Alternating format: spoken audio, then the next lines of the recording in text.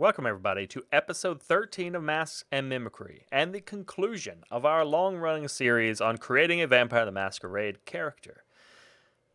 Tonight, we're going to talk specifically about playing the clans. So we're going to look at the core clans of Vampire the Masquerade, not necessarily deviate to a lot of the bloodlines and other little smaller clans. We're going to focus on the main ones because time. There are a lot of them. A lot of things you could go into. And I want to start with a softball to ask both for Brand and for chat. What are your favorite clans? Oh, man. And specifically, or maybe your favorite clan. And is there another clan that you've really wanted to play but haven't gotten to? Yes. I'll preface this by saying, as far as like actual tabletop version of this, I've only played twice, maybe. Yeah. So, and both times Our I played the play-by same post kind clan. of counts too. Yeah. Kind of. As far as like role play, which is what this is about as well. I've played Toreador the most. And so that's my favorite. I am a musically talented individual to some extent. I'm okay playing the piano. I grew up playing the guitar, so I just gravitated to that instantly with the whole music aspect, the art aspect of it. I would love to play a good attempt at a Malkavian. Yeah, see, As my second choice. Sarah's favorite is Gangrel, and I know Sarah's played Malkavian, but would like to more thoroughly explore the clan. I've actually, aside from storytelling, I've never played a Malkavian as a long-running player character, except on our play-by-post, of course, where my Malkavian pretended to be a Toreador, for the most part. Yeah. If I could pick a third one, that because a lot of people I think like the idea of playing a Malk just because they're what they are. Tremere would be the next one that I would enjoy trying to play. I have gotten to play a Tremere, and I do very much enjoy the clan. My favorite clan is Ventrue. I resisted that for a very long time because Ventrue. But I have accepted the reality that I am very much a Ventrue, and I've just embraced it. Playing them is very fun and satisfying for me as well. They have probably the best assortment of abilities. I mean, it always depends on what you want to do with your character, but just in general, like looking at disciplines and how powerful they are and everything, Ventrue pretty much have the best. They got the best selection of stuff. They can be really tough, but they can also have all the social skills, and domination is just ridiculous. It makes sense given their lore hierarchy in the system. And I enjoy playing with those elements. Their different clan elements and their need to excel. Similar to Tremere, what I like about the Tremere aspect is being within the pyramid and having to excel in an academic sense or in a knowledge sense. But if there's one clan I have not been able to play that I would really want to play, it is Setites, or as they're now called in 5th edition, the Ministry. Ooh. I have never played them, not even really as like NPCs when storytelling, just very, very limited context. And I think playing a Ministry character could be really, really fun, and still it's not super different than playing a Ventrue. It's kind of in some ways in a similar ballpark, just obviously not the same. But no, it's like a Hands of Set type of thing, like Egyptian, if I recall.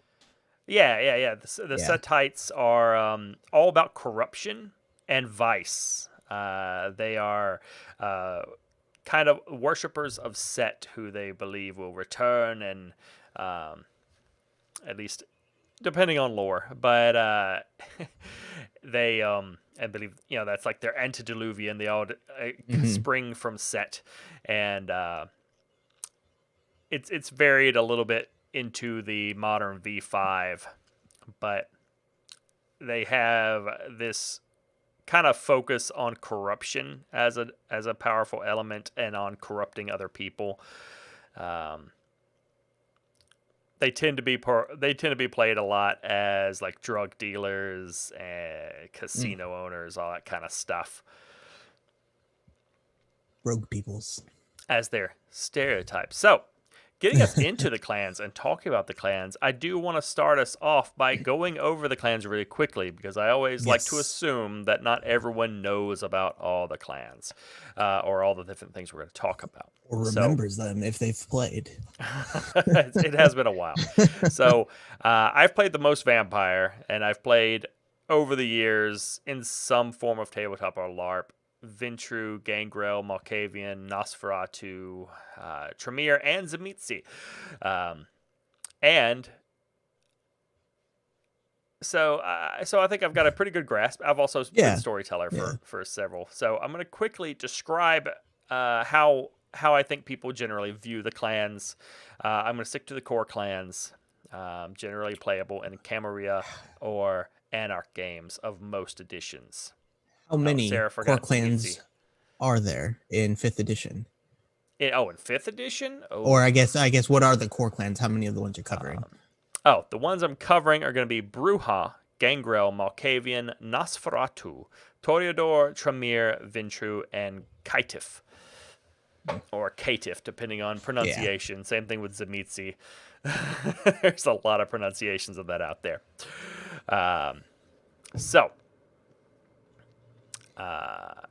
First, I want to give a quick. First, I want to play a little word association game, and Uh-oh. then I will give a quick and dirty summarization of Okay. the clans. So, this is literally, and chat can play along as well. I'm just going to say a clan and just the first word that comes to your mind. Okay. Oh man. Nosferatu, Ugly. Brouha,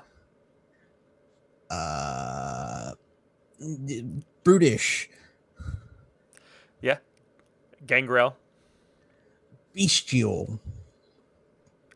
Malkavian, Crazy. Kaitif, Unknown. Ventru, Mighty. Like high and mighty. Tremere, Magic. Toreador, Beauty.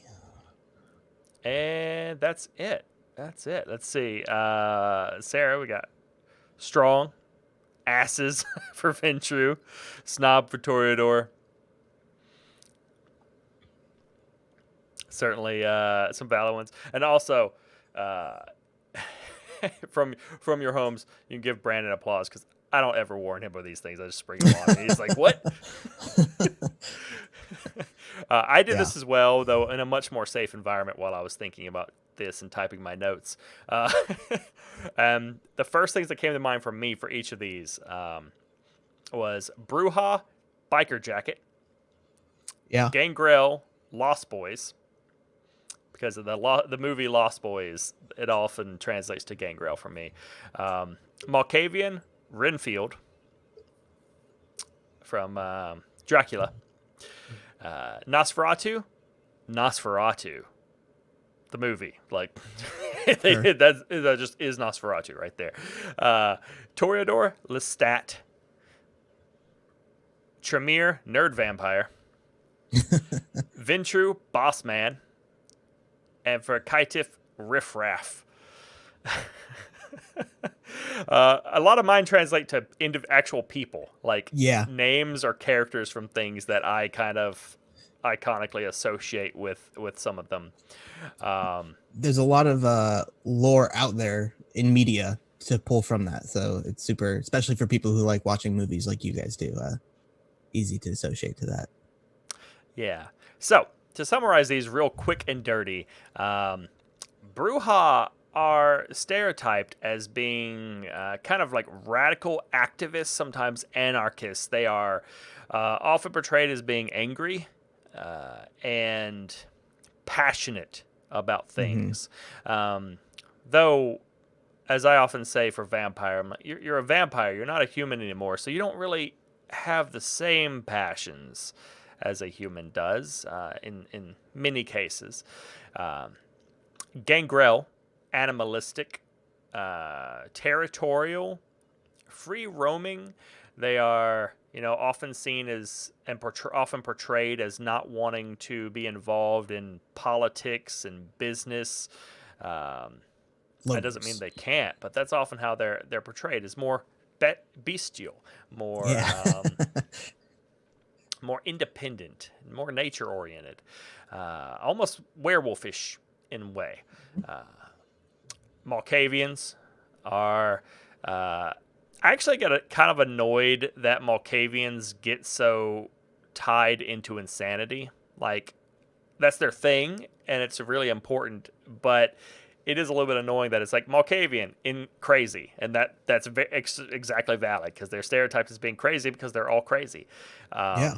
None of the rest of them are like they're all this thing, and so it is that part is a little bit kind of irksome. It's like they never did quite flesh out Malkavians beyond that quite enough, but it's still a super fun clan to play. Yeah. Um, I probably would have gone with a multi-word association for them, but as we were going one word only, that's the first thing that came to mind. yeah, some of mine were 2 words, but I cheated. Uh, uh, Nosferatu are secretive, kind of sewer dwelling or hidden kindred who are horribly disfigured and hideous, but who tend to know everything. They have a network. They perhaps more so than any other clan, they stick to their own and protect each other, kind of help each other a little bit, at least most of the time, and have a little bit of a like looking out for each other sort of thing. They're pitiable in a way, but they are very stealthy. They use their abilities to garner information, which they can then trade and sell to other people. At least, again, in the stereotype. Yeah. Toreador are performers. They are artistes and musicians and socialites. They love beautiful things and beautiful people. Indeed. I was gonna say passion for Brouha when you asked me, and then I was like, that's also Toreador. There's a few of them who definitely kind of mix some of these. Yeah, I think passion is a trait of both of those in different ways. I feel like Brouha, at least in the stereotypes for the clan, tend to have passion for a cause or a philosophy or a belief or something, whereas Toreador tend to have a passion for humanity, which often, given that, again, they're horrible monsters of the night, can often be predatory or harmful. Hmm. Not necessarily a healthy passion for people, because perhaps for young vampires it certainly can be, but generally, you know, everything kindred try to value turns to ash in the Yeah. fullness of time. Tremere are I, it cannot be better stated than the statement from Old World of Darkness, from one of the books, one of the stereotypes of the Tremere. It's like someone told a bunch of D&D nerds that their spells were weird. Turned a bunch of D&D nerds and told them that their spells were real. And that's very much the case. They are vampire wizards of a sense who have a Blood very wizards. tight organization. They have a pyramid. They're almost like in a pyramid scheme of their clan, where they have to keep pushing all their information up in order to win value within the clan and Yeah. ascend up the ladder. Though fifth edition has shaken that up somewhat by quite literally nuking that structure, because in 5th edition, the headquarters of the Tremere has quite literally been blown up and destroyed. um, and very much mixed that up some. They have ways of vampires. Let's see here. The Ventru are the princes and kings, the rulers, as they would paint themselves, of the vampire world. Politicians. They are the politicians. They are the businessmen, the people who assume the mantle of responsibility for making sure everyone else is doing what they're supposed to do. And they gripe about it, but they know they love it. They love being in power. They wouldn't have anyone else in charge. Yeah.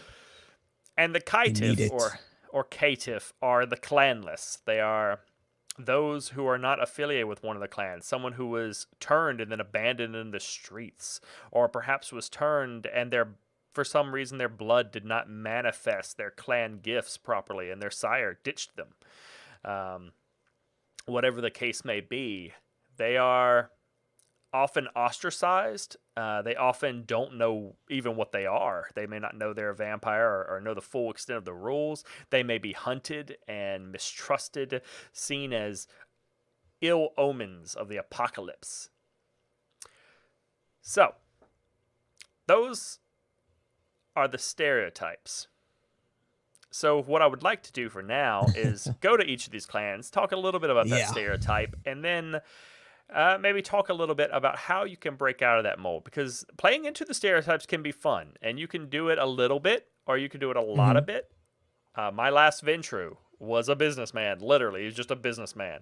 I did it in kind of he was like an ecological businessman. Like he had like a very green business, and that was like his thing.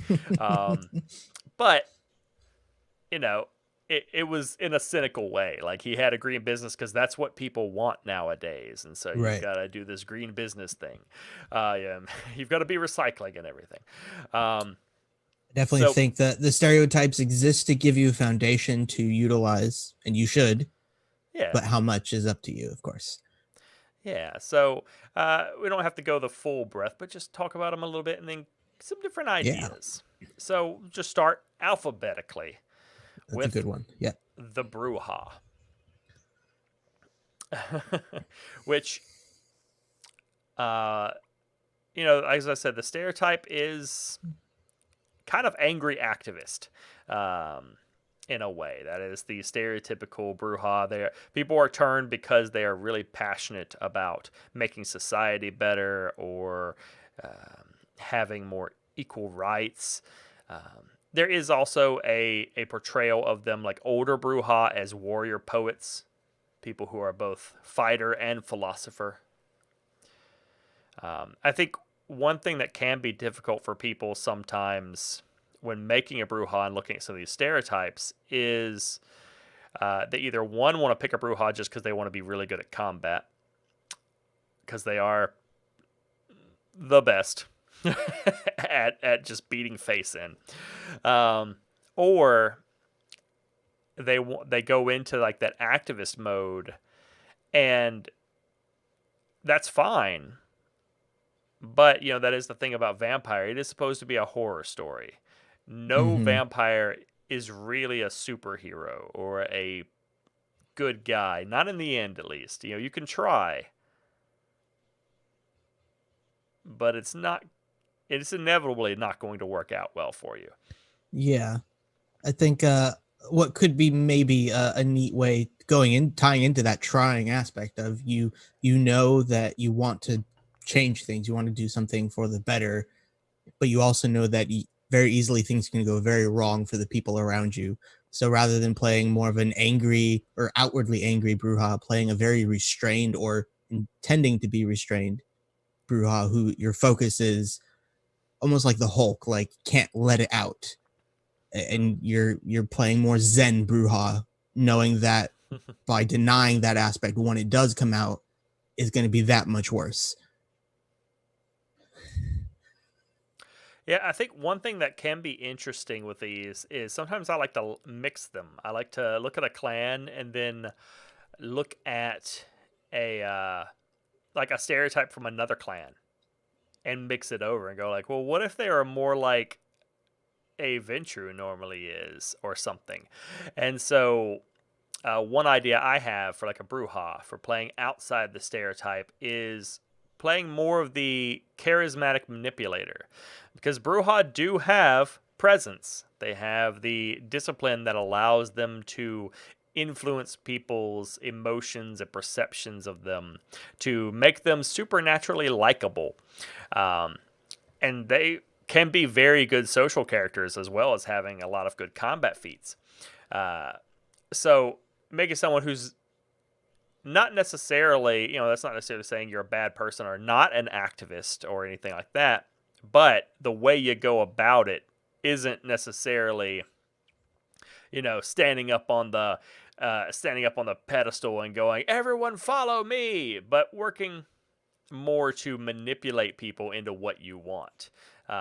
Doing a little bit more of that normally shady background stuff where you've got the charisma and you're just moving the pieces around, convincing people to do things that you want them to do. Yeah. Another possibility, just looking at as anarchists, they kind of sometimes associate that with tradition and breaking tradition and making sure you don't follow tradition. Mm-hmm.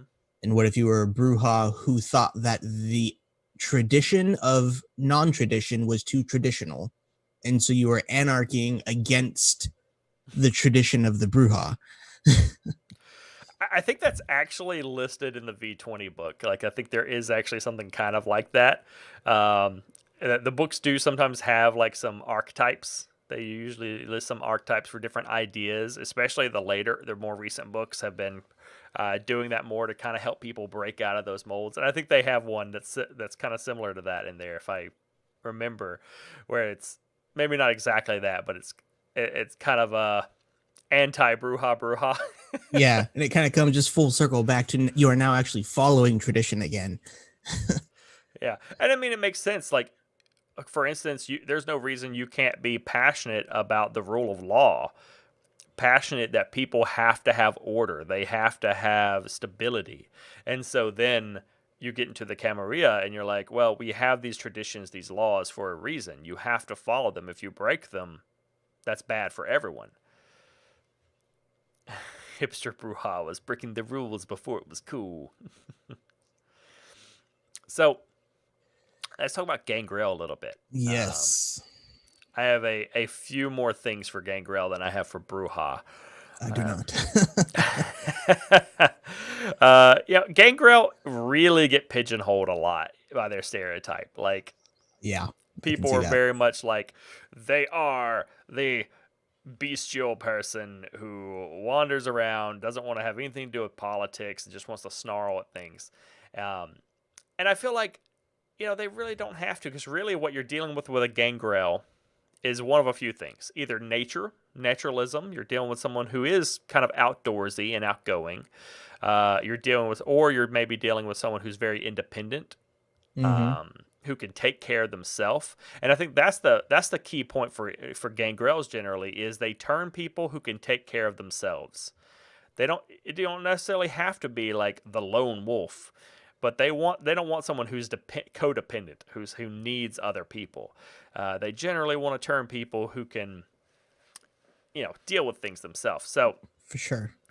One thing I thought of, again, kind of mixing some tropes from other things, the predatory businessman, someone who is a businessman and views their competition and that whole business landscape in a predatory sense. Like, they are a predator. They must go and hunt down and consume smaller businesses, which is very much a business practice.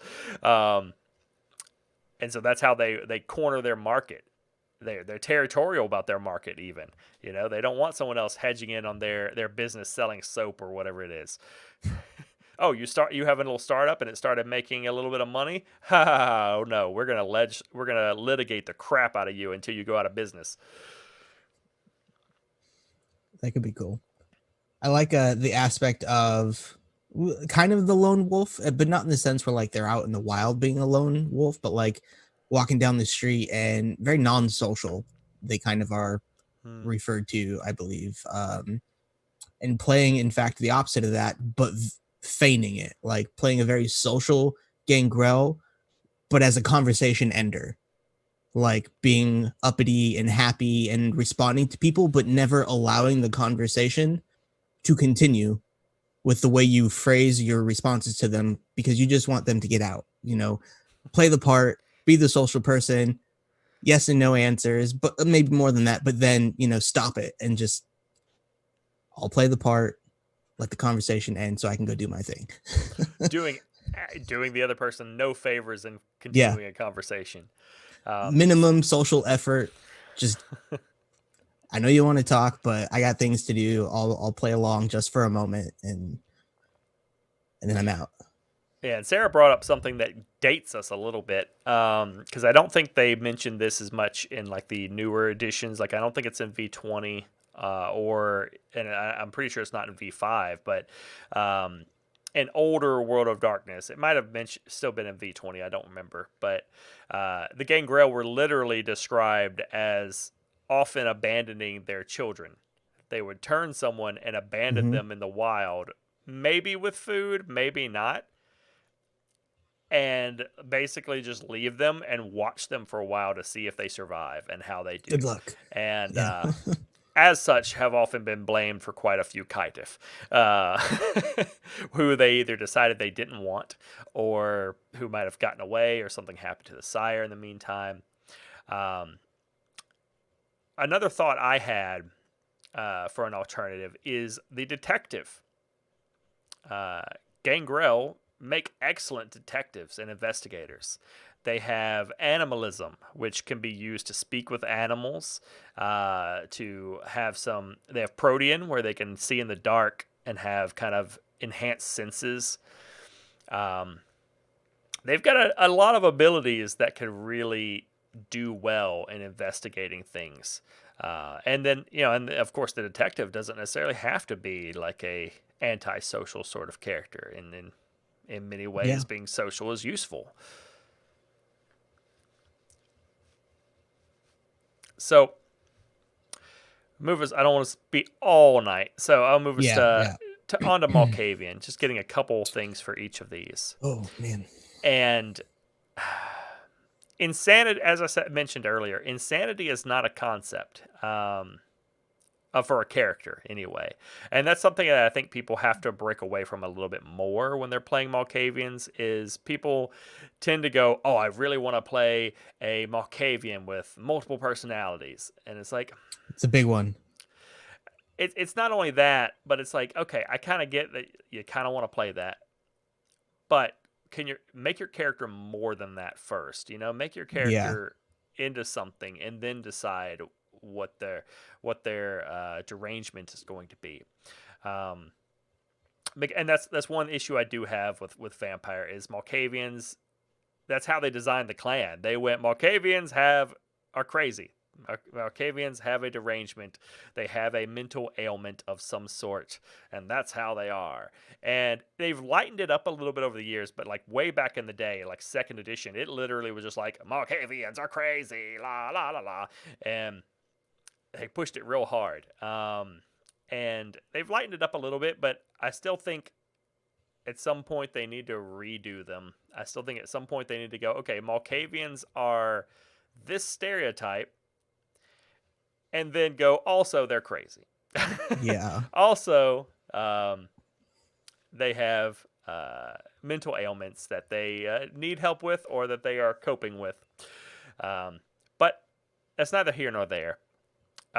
Probably the most classical Malkavian stereotype is that they are the demented advisor, the person who sees truths that other people do not understand because of their derangement, and they provide an advising role to other people, which can be fine and can be pretty Mm-hmm. fun. I actually think one thing that they can do is to be a very passionate anarch and or kind of Anarch sympathizer. And I mean literally the Anarch faction within the Camarilla, or in V5 it being its own faction. Um, and that kind of ties up to a faction a lot. But, I can see how, you know,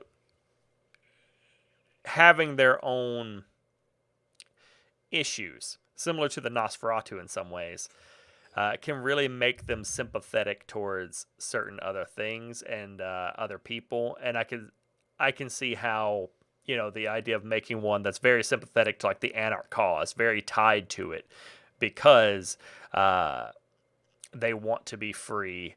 They don't want to be oppressed by these other clans who often see them as laughing stocks or as a hindrance. Yeah. Kind of going back to the crazy aspect of it, I don't really have like a mold breaking thing, but more of a kind of maybe by being a little more realistic with it, you might just break molds that people playing it tend to just gravitate towards. And I've never played one, but I've heard several stories on your end about people who play them, and they become more of a comedian, more of a silly, the Joker, Harley Quinn type of thing, as a very big and trendy inspiration. And I would just say, making any kind of Malkavian that wraps their dimension or dementia or craziness in reality, and tone it down, make it subtle, because very rarely, unless you're drugged out on something, walking down the street at 1 o'clock in the morning, is it very obvious that you are that. It's always kind of subtle, and tendencies happen, and some flare-ups, manic, especially having extreme highs and extreme lows. Bring it down to more realistic levels, and then maybe a smidge above that. Yeah, I agree. I think that, in my opinion, and there are a lot of ways to play Malkavian, so there's no one way that has to be the case all the time. But I think in general, the best way to play a Malkavian is for you to take real life or real life, people who struggle with mental illness, and one, look at how they actually cope with it, look at how it actually manifests, and two, think of it in terms of, if I wanted to respect or do justice to this, if I wanted someone who had a mental illness to look at my portrayal of this character and not feel offended, how would I do that? How would I do it justice? And because that is kind of a real thing. I mean, you may be at the table with people who have clinical depression, and you're playing a character who is depressed, and so you should maybe do a little bit of legwork to. Don't say you have to be perfect, but do a little bit of legwork on what depression, how it works, and how that manifests. And often, sometimes people do play it up too much. They do have it at 90 to 110% all the time. And it can ramp up. I mean, this is not reality. This is fantasy. So, right. And you're vampires with a not just a mental illness, but a derangement. You have a derangement that powerfully affects you and is incurable. But most of the time, as you said, that probably doesn't, reveal itself to other people. And you probably don't want other people to know. No, you probably want to hide it from people. But that just accentuates when it does come out. When someone triggers you and pushes the button they should not have pushed, and your character suddenly is unleashed. Their derangement is exposed like a nerve in a way that makes you vulnerable and you shouldn't really want, but is going to be really fun to play. Yeah. When your character does go mad and they're suddenly like, oh no.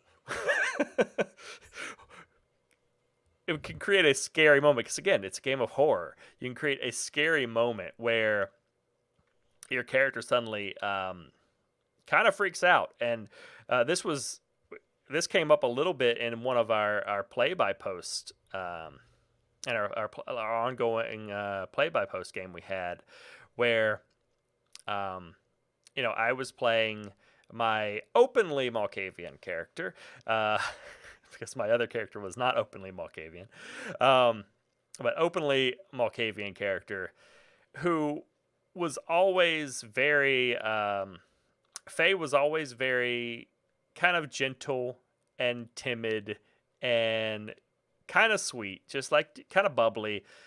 And they ended up going in a haunted house, and everyone was getting really kind of messed with by these spirits that were making them see things and just really messing with them. And for one of the Gangrel, for some reason, I want to say they thought my character was on fire,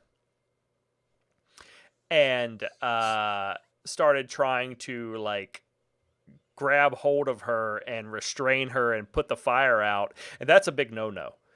And she literally went from, bubbly, tiny thing to latching on and trying to brutally maul him.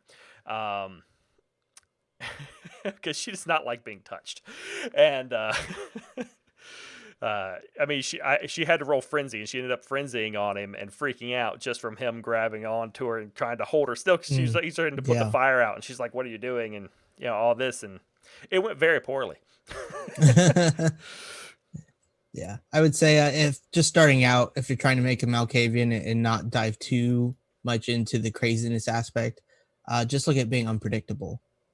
Change your situations up, or when your situations are changing up, think of them differently and react differently. If you did this thing the last time, maybe look at doing it a different way this time, and just that gives you the sense of at least you're going about things in a somewhat chaotic way. My other idea I have for Malkavian, breaking out of the mold, is to steal something from Nosferatu. Mm-hmm. The information broker. That's normally the stereotype for the Nosferatu, as a clan, as a whole. But Malkavians have obfuscate. They can go invisible. They can be just as sneaky and stealthy as Nosferatu can. They have not the same social network with other Nosferatu, but they have a similar sort of network with Malkavians, with other Malkavians. A web. And they have, this normal advisor role, but that they're kind of conceptualized with, because they have gifts that allow them to kind of see fortunes and see omens and things. And so there's a lot of room to play with like a Malkavian information broker who taps into a lot of these things and explores them and gets information and then pawns it off to other people.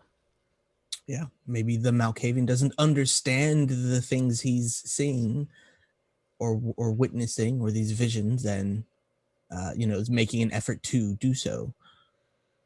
Like a shaman or witch woman type deal. Potentially. Or they might sell prophetic advice. Palm readings and stuff to other kindred. They may have contacts of their own, sneak around, gather information about people, and sell it to their enemies. And speaking of Nosferatu, we've kind of gone into their stereotypes. Yes. I have 3 actual things that break out of there. I have one that I think is a good one. And hopefully it's not one of your 3. Hopefully not. My favorite is the punished asshole. And this is actually one that's in the book. Or in the books generally. As a reason why Nosferatu get turned is because someone is like an arrogant, vain jerk. And the Nosferatu who turns them really hates them and wants to punish them. And so it's not really, I guess, entirely a deviation from the stereotype, but I think it can be, because you get to take someone who is potentially very social or very manipulative or very, whatever, and now suddenly they have to be a Nosferatu, not because they fit the Nosferatu normal type, but because they got forced to, because they're a dick. Yeah, that's a good one. That's a good one. Probably pretty, I wouldn't say frequent, but definitely, a fair amount of Nosferatu have been turned likely from that or for that reason. You're a snob, and you made someone that made the wrong vampire mad. Yep. Yep. I would be interested in playing the Secret Celebrity. If you want to give it a name, where like the Nosferatu go their life as a Nosferatu, being told for the most part, stay underground. Don't let people see your face. That especially cannot break the masquerade. Yeah. No one's allowed to see you. You can talk to people, the right people, but you have to be more careful on their end than I think any other clan. Yeah. So Nosferatu, who's told he can't do all this stuff and can't see people, can't be seen by people, and has a secret life as a content creator on YouTube, where he makes videos or social media where his presence doesn't need to be seen but just heard, and maybe is flowing information through like conspiracy videos and has a whole conspiracy video channel on YouTube or something, and is using the information he knows to either misdirect, misinform, or intently inform certain people. He reads creepypastas. Yeah. And so he has this life of like, I'm actually a celebrity. The world sees me. They know who I am, but they don't know who I am.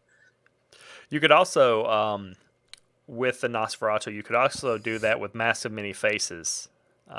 If you wanted to play one in a very real sense, because Nosferatu get obfuscate, they also within that, I believe it's level 3, get massive many faces where they can literally change their appearance. And so if you played one with that ability, you could theoretically be publicly a celebrity. Yeah.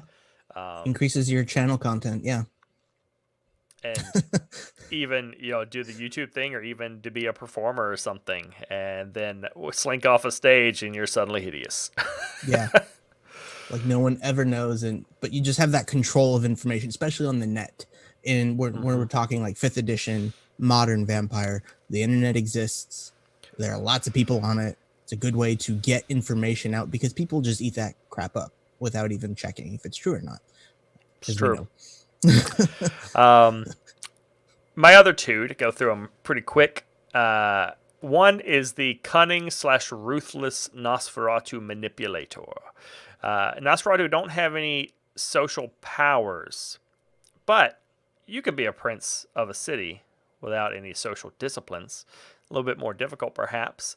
But I think that Nosferatu in particular are in a place where they can certainly be justifiable in being more ruthless and cunning and more Machiavellian in a way than some others, because they've been put down, they've been mistreated, they've been abused. And in one of our last games, our last game that I tried to run for Vampire, I played a Nosferatu prince of a city who very much was that kind of ruthless manipulator type thing, because you don't normally see Nosferatu princes, and he very much was that type. He would deliberately ostracize certain weaker groups of the city so that other kindred could focus on and prey upon them instead of focusing on what he was doing.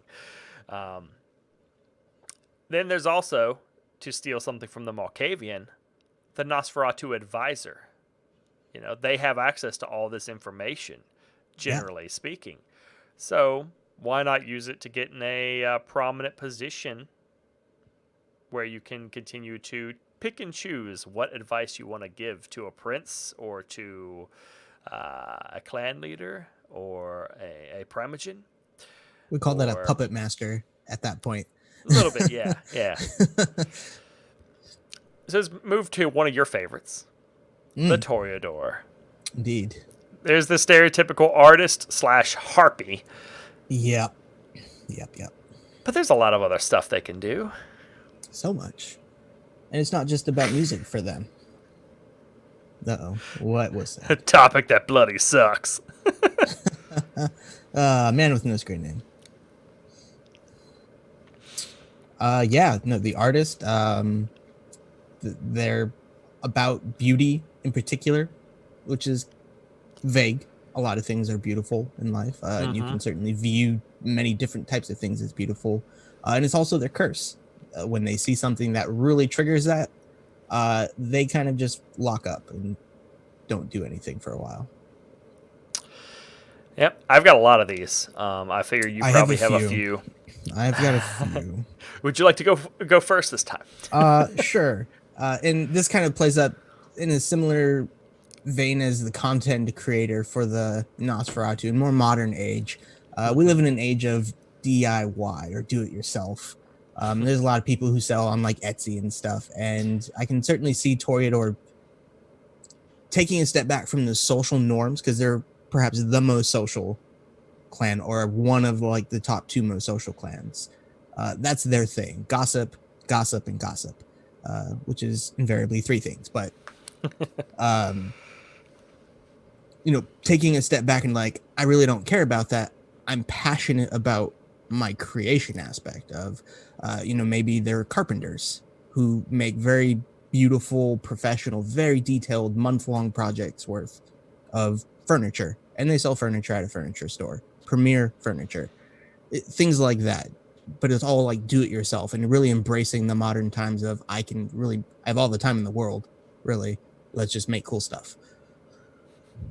Which I actually think that's a really good idea because that could have some interesting conflict with other Toreador. Yeah. Because the Toreador are generally kind of snobbish. They really are very high society, and they don't like it Yeah. when people go against the grain like that. Um, Ugh, generally spending all speaking. day making furniture again. But then at the same time, if it's really good quality furniture, they would buy it. Yeah. Yeah. They would And then buy it, but complain then about, also complain about why do you have to make it though? You could do so many other. You could be making thrones. You could be yeah. making furniture for the prince, not selling it on Etsy. What even is an Etsy? That's one of them anyway. Let's see. One of the ones I've got is a. I actually don't want to count this one too much. Is but a blood trader, a connoisseur of blood, someone who, and this isn't a too atypical vampire character, but someone who is really into the high, kind of like a vineyard, a wine vendor, someone who sells wines, except for vampires, that's blood. So it's a Toreador who focuses on making sure they have the best vintages. They supply the most powerful and important people in the city. And this has actually been reinforced a little bit by 5th edition, by V5, because now there are different types of blood. There are, in older editions, blood was, for the most part, blood was blood. You had like a little bit of RP flair in there, like maybe you have preferences on certain things, but in V5 there are different humors to blood. There are different emotions and states of being, like and each vampire tends to prefer a certain type of blood. You may prefer a very choleric blood from someone who is very hot-blooded and very angry a lot and very hostile or fearful. Someone's got that adrenaline pumping in it, and that's your thing. That's what you want. You want someone who's Mm-hmm. scared. Or you may like someone who's a bit of a floozy, someone who is very passionate in a romantic sense, or someone who is depressed, someone who's very depressed and tired and worn out. And so there literally are kind of vintages you can procure and provide, and some people embody these things much more powerfully.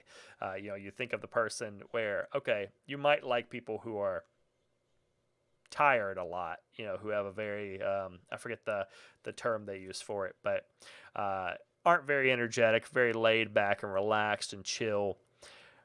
But what about the person who has literal clinical depression severely?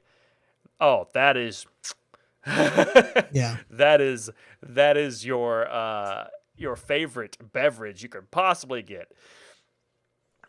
It hits you just I like right. it. I like it.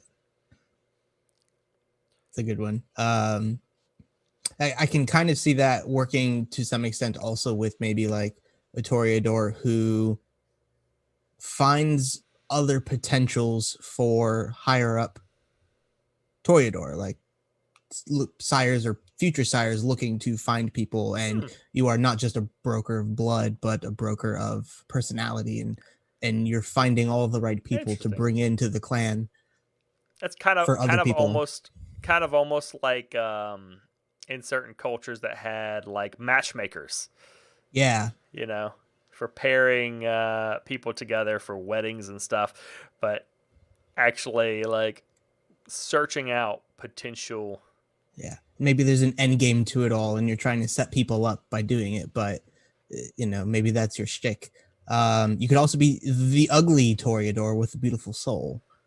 uh Most often I think appearance is one of the toreador's preferred attributes. Like, Snooty. you could have a really low appearance, and again that leads to potential conflict within your clan, but then have like one of the most beautiful souls and how you view life and the things going on around you. And even as a vampire, they are one of the most human, and they can certainly bring in that aspect of how humans find beauty in a lot of things, and maybe a little less monstrous for this type of character, Yeah. uh, aside from the face.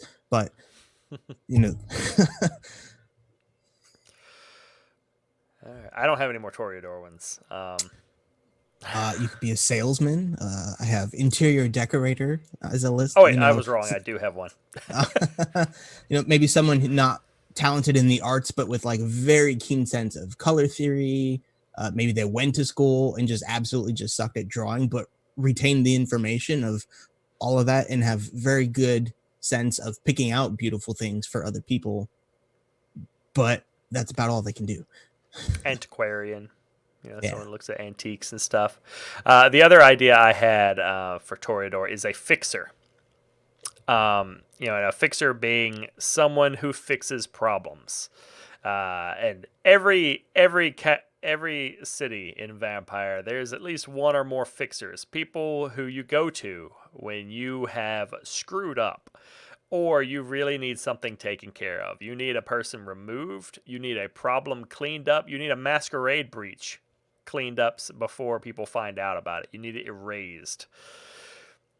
And it occurred to me, like, I've actually played a Ventru in this role. My last Ventru I played was very much kind of focused on being a fixer, someone who knows where to hide the bodies and how to talk to people and get evidence to disappear. And it occurred to me, thinking about this, is like, oh, Toreador would be fantastic at that, though. They have all the social skills, just like a Ventru. They have all the social skills you need to make that happen. And perhaps in a different way, but that's something that a Toreador could totally be good at. Yeah. You mentioned earlier like the combining, you kind of went both ways, the Malkavian and the Nosferatu, and the Nosferatu and the Malkavian. The Toreador also kind of has that information element going on. Definitely a lot of it's can. misinformation, but gossip. But they can certainly either be working for one of them, or pulling from that and having true information and specifically advising and or sharing that, or mis-sharing that for specific needs. And they can absolutely have the social network to get information, because that's what they do. Yeah. And that's a thing. Like, these clan stereotypes exist for a reason, but also vampires get turned by people in clans for all sorts of different reasons. For instance, if you look at the Ally by Night live stream show, though this person hasn't been turned, there's a Toreador in there who has a ghoul that is a former FBI agent. And the reason he is her ghoul is because he's freaking useful at being a bodyguard and at investigating stuff for her. And that's just freaking useful. And you know what? It is feasible that he could be so useful that he would be turned into a vampire, even though he has none of the Toreador traits. In fact, would be an awful Toreador. Yeah. But is freaking useful. And so that could be a theme as well for any of these clans. Someone who doesn't really fit in the clan, but is so useful that they get turned for whatever their purpose is. And then that's a potential source of conflict because they are a awful Toreador or a awful whatever the case may be. Ew, what is he? Teach him some etiquette, honestly. So, Tremere. Tremere are tied to learning. I mean, like I said, they're D&D nerds that are vampires. Yeah. Now, one thing that I think can be interesting for Tremere that's still tied to learning, still tied to their kind of core foundation, is making them a finder of things. Someone who you go to when you need to find artifacts or you need to find people. So maybe not like an advisor, but similar to like the Nosferatu role. Someone who you might go to and barter with for certain types of information, certain types of resources. And that's not too super off the mark for Tremere normally, but I think you can potentially branch that out so it's not just about magical knowledge and things of that nature. You can apply it to anything. Yeah, I could certainly see them maybe a Tremere who, sets up a little mystic shop, sells to the people who like healing crystals kind of thing, that sort of human aspect to it. But then behind that is dealing with selling their own magic usage to do things for other clans or other people without actually showing them, of course, because that's against the rules. But yeah. The other core thing I have for them is blending them with the Toreador. A performer or a musician or an artist who is just also very smart and really into the occult and everything. So they're a Tremere, but they're also, they also fit in really well with some of the like artists and socialites of like Toreador or something like that. They moonlight as a ballerina. Is that enough for a tutu? It would probably be a little harder for them compared to like the Toreador, who naturally, most of them have very human qualities to them. And you'd have to do a little bit of some extra work to emphasize that as a Tremere, but they could do it.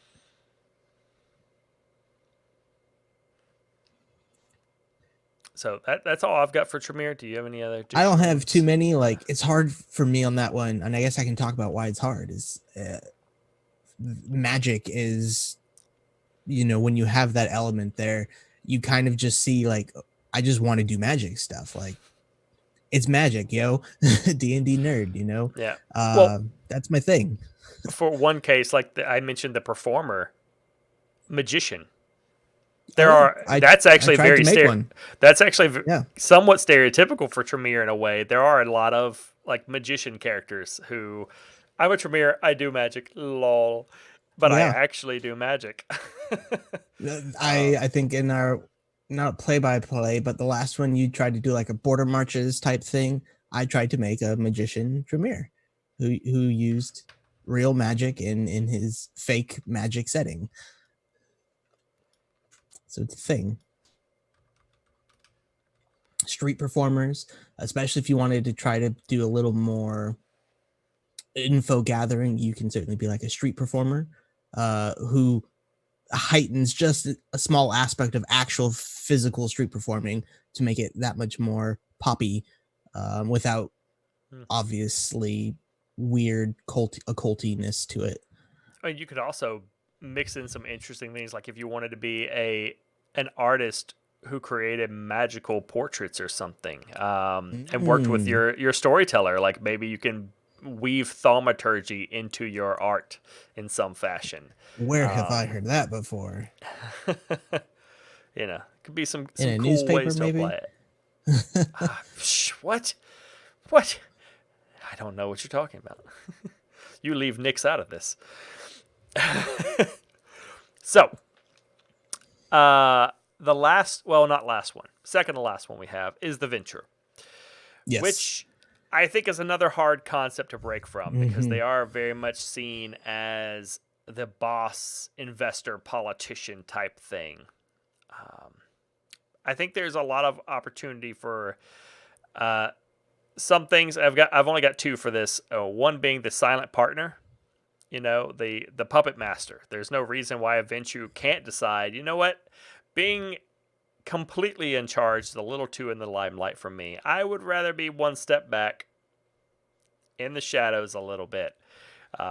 It's still kind of in the same and a similar role, but more of the cautious individual instead of someone who is taking responsibility for everything. You're like Bob of Jay and Silent Bob. Yeah,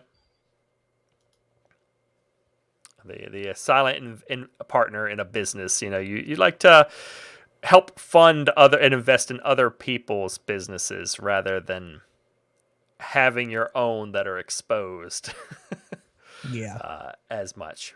And again, that could fit in an advisor capacity. Someone who lets someone else run the city, but they come in to give advice and support and push forward their own agendas. You can probably also play someone who's in charge, but also not in charge. Like there's that we're gifting you this element of control over a thing, but you're still 3, 4 tiers down from control of the thing. You do what I tell you to do. I'm just not there to do it myself. So you're doing it for me. And so you're still kind of the middleman, if you will. The other idea that I have is media mogul slash media kind of news controller. The person who is influential owns or invests in all the media companies, the news stations, the newspapers. Someone who can, it kind of like a fixer role, but can go in and retract stories or can plant stories. Yeah. Can, and someone who is perhaps well known for that, well known for their influence over popular media, television, and all of that, as You opposed to brought the up traditional businessman.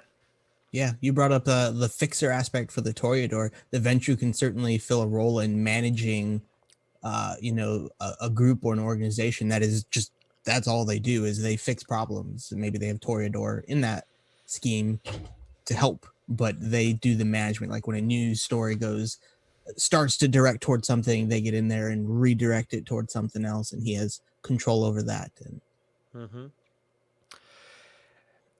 Then we also have the Kaitif, the clanless, the who, unknown. for those who are not familiar with them, essentially what it ends up meaning is that one, in a social aspect, you tend to not be trusted. You tend to be disliked by a lot of people, and you're easy to bully because you have no protection from your clan Yeah. or clanmates or anything. It's very tough.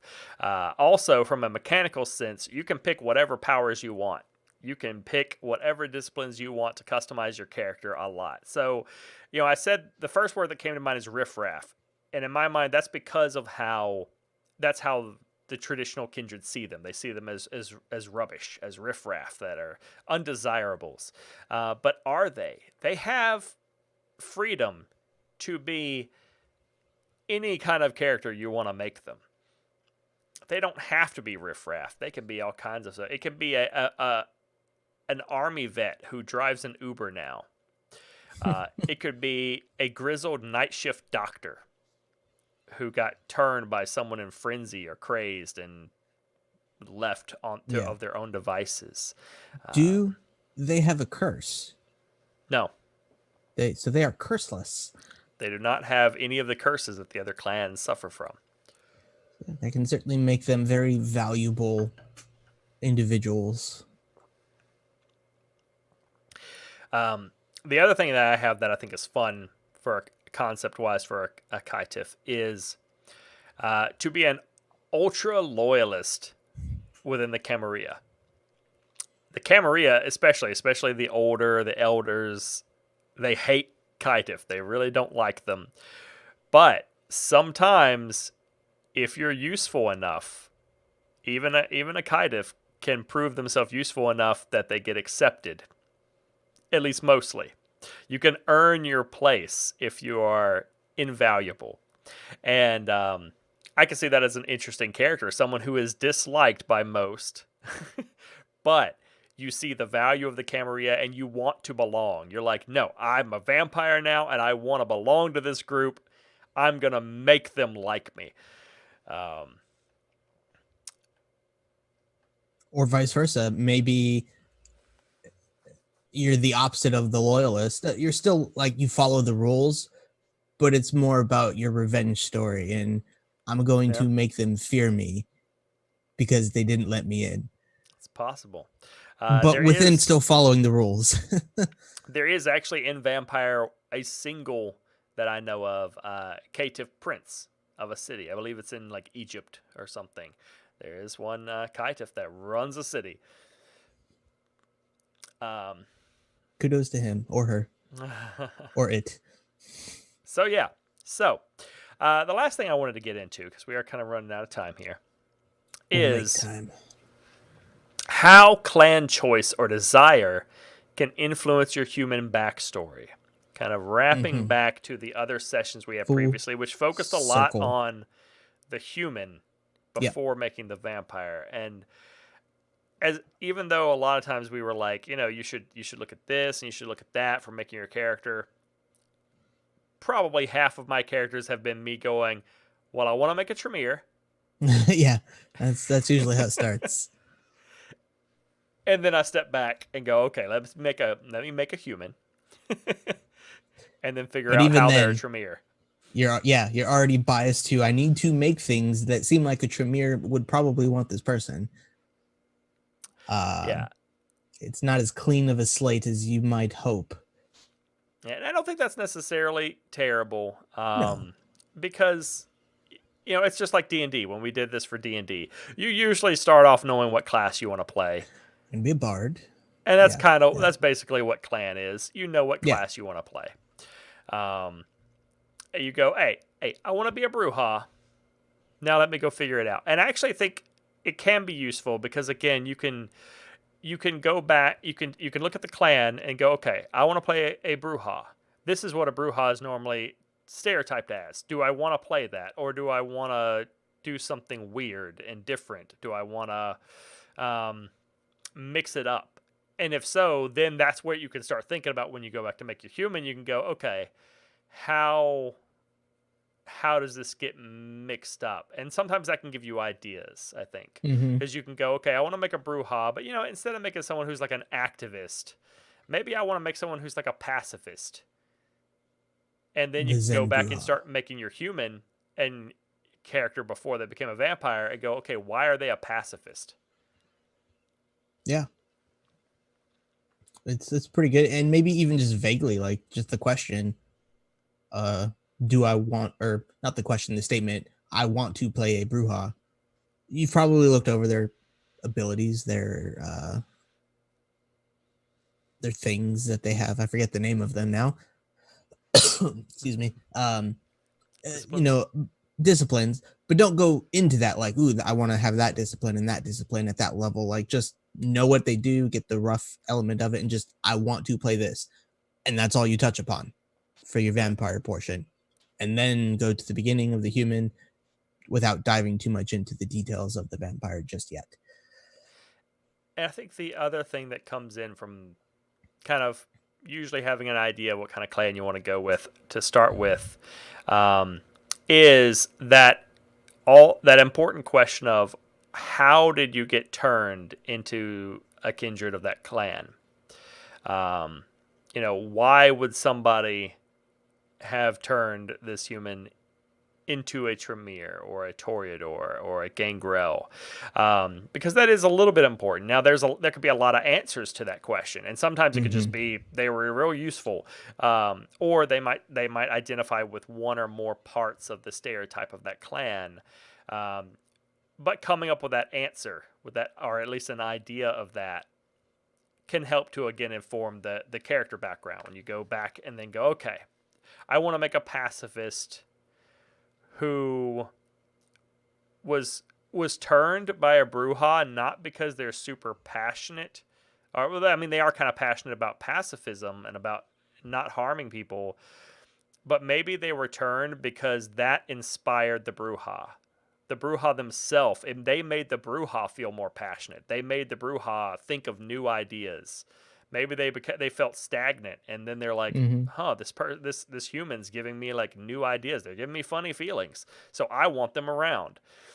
Like, I've And always been rageful. How are they doing this? yeah, they're actually making me This. feel a little bit more calm and chill, and yeah, and so then that gives you the idea, and then you go, okay, let me play on that as I make the character and keep that in mind. And you can be an activist and a pacifist You can, at the same sure. time. There's ways, there's a line there that is shared, I'm sure, somewhere that you can ride and or go both ways. And but Very anti-war, very active yeah, about pacifism. chaining yourself to the statue, non-aggression. So that's pretty much it for tonight, and also for our series on Vampire the Masquerade. Next time, we're going to talk about getting into roleplay, specifically tips for beginners, going back to the basics of roleplay, and how, whether you're a tabletop vet who just doesn't normally do a lot of roleplay, or you're brand new, what sort of basic practices and things you can do to bring your character to life. Yeah. And remember, if it's a sarcophagus, it's probably not a mimic. It's probably a bomb. Good night.